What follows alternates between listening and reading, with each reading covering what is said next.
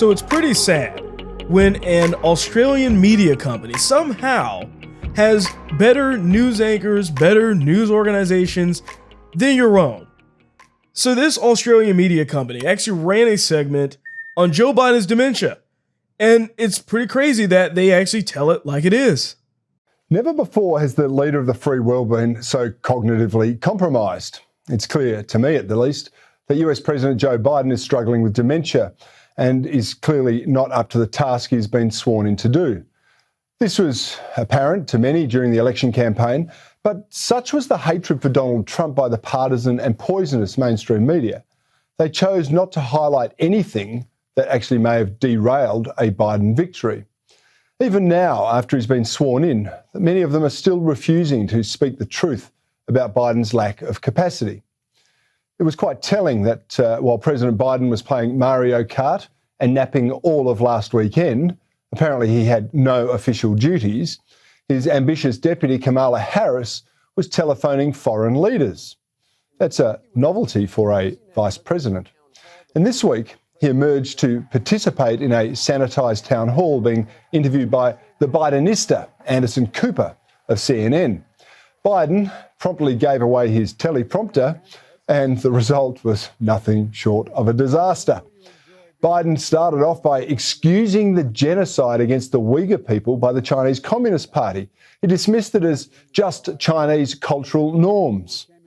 And then he made what many interpret as racist comments about television commercials. Did you ever believe 5 years ago every second or third ad out of 5 should turn out to be biracial couples? He said. Like, who cares about that? Who counts that? And why bring it up? But then he went on to suggest that blacks, Hispanics, and people who live in the country aren't really smart enough to get online.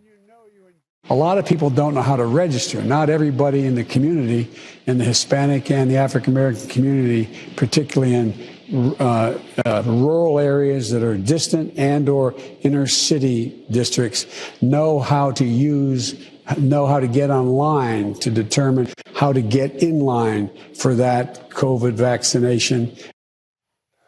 Wow, what a way to offend almost all of your voter base.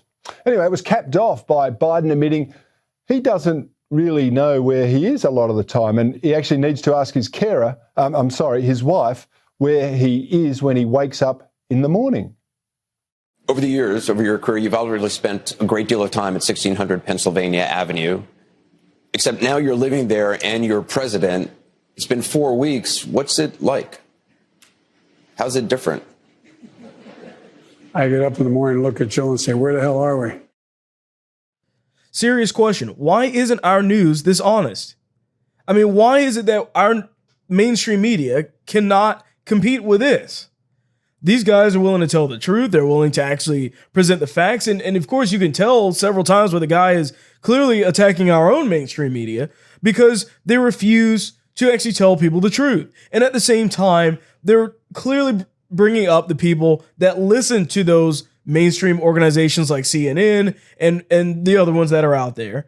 And he's clearly showing us and telling us that the people that are listening to those things also don't know what they're talking about. They don't know what they're listening to. They just believe everything they tell them. And they literally believe that Biden is this perfectly faultless person and that Trump is the most evil person ever who has never done a good thing for anybody.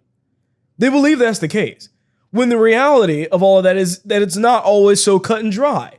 You actually have to see both sides of this and understand that Trump had his faults and Biden has many faults. It's the way that people are. Nobody's perfect. But if you're listening to the media, they'll make you believe like nothing actually happened, that everything is just perfect the way that it is with Biden in office right now.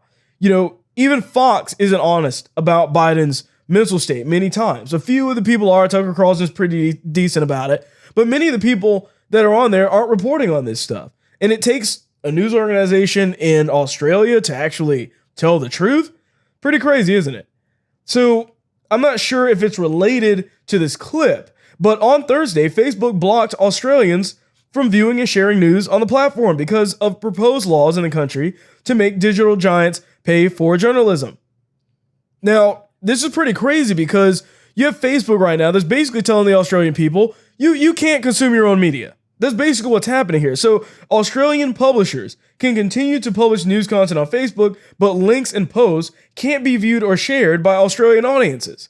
So it's like they're blocked from their own place, like country's news. That's pretty scary.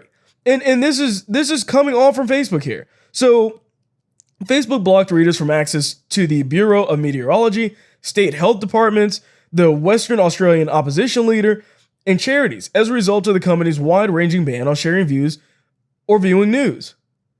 This is all Facebook trying to clamp down on what people can or cannot do. Now, I don't know if it's really because the Australian news media is telling the truth about our actual political climate or what, or if it's just a way for them to just show how much power they have. That they can just simply tell people that are using Facebook in any specific area that you're not allowed to view any of the news there whatsoever.